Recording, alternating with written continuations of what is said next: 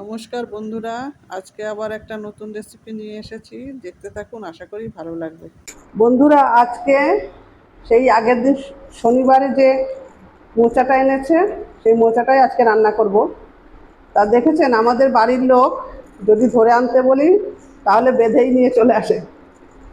এত বড় মোচা দুজনের জন্য কতটা বেশি না বলুন তো। এমনিতে এখনকার ছেলেমেয়েরা খেতে চায় না, জোর করেই খাওয়াবো। তো এইটা ভাবছি এক পদে যদি করি তাহলে অনেকটা বেশি হয়ে যাবে।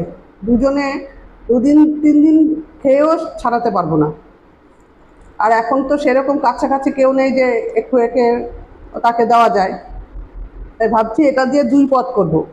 তো 2 পদ কি কি? এটা কিন্তু কাঁচকলার মোচা, জানেন তো। আমি কাঁচকলার মোচাটাই বেশি খাই আমরা, কারণ কাঁচকলার মোচাটা না আগের দিন কেটে রাখতে হয় ঠিকই, কিন্তু তরকারি কালারটা কিন্তু খুব সুন্দর হয় আর কালো হয় না। আর কাঁঠালি কলার মোচা কিন্তু যেভাবেই রান্না করুন আপনি, যেভাবেই সেদ্ধ করুন, কালো হয়ে যায়।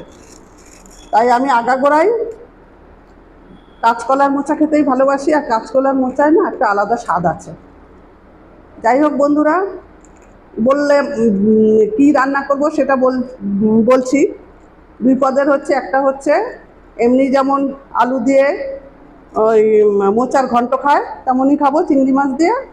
আর একটা হচ্ছে মোচার ধোকার ডালনা। 2 পদের তরকারির জন্য 2 রকম ভাবে কাটবো, একটা বড় করে আর একটা একটু কুচি করে। তো কেটে তারপরে দেখাবো।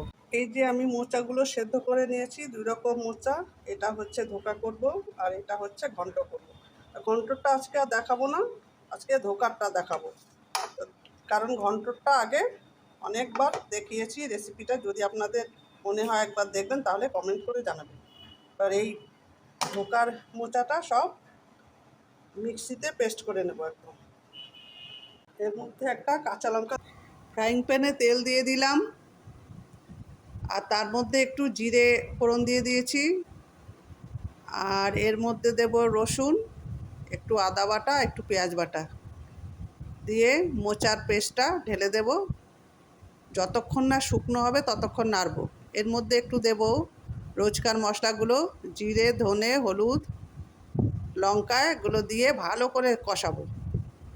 আর বাইন্ডিংটা যেন ভালো হয় তাই জন্য দেব একটুখানি 1 চামচ ময়দা, 1 চামচ কর্নফ্লাওয়ার দিয়ে একদম শুকিয়ে যাবে।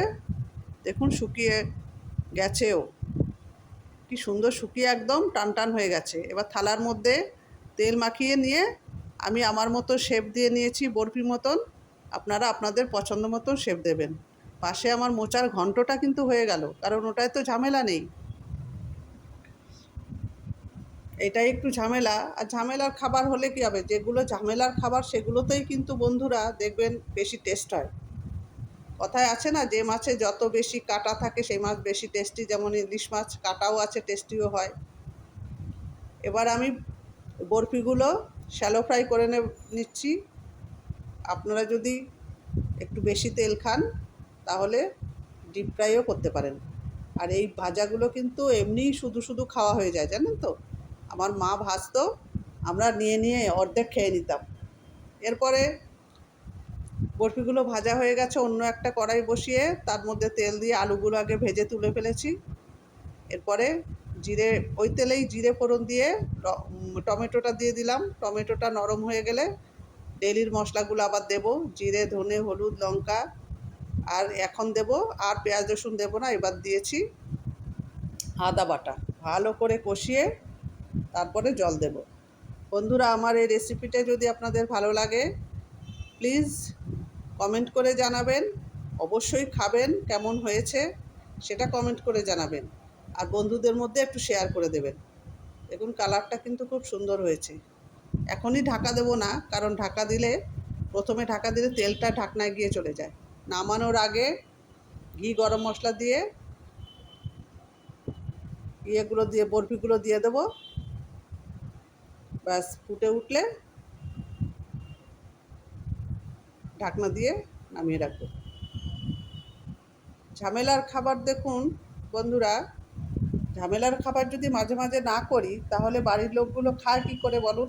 সবাই তো আমরা পরিশ্রম করি না, সেটা তো দেখতে হবে। ছেলেমেয়েরা যেমন তাদের পড়াশোনা নিয়ে ভাবে, বাড়ির লোকটা সে তার রোজগারের ধান্দা করে, আমরাও তো একটুখানি বেশি আমাদের সবসময় হালকা সহজ কাজটা করলে তো চলবে না। তো সবাইকেই সবার কথা পরিবারে ভাবতে হয়। যাই হোক বন্ধুরা, ভালো থাকবেন, সুস্থ থাকবেন, আর ভিডিওটা আমার ভালো লাগলে প্লিজ সাবস্ক্রাইব করে আমার পাশে থাকবেন। ততক্ষণে টাটা, বাই বাই।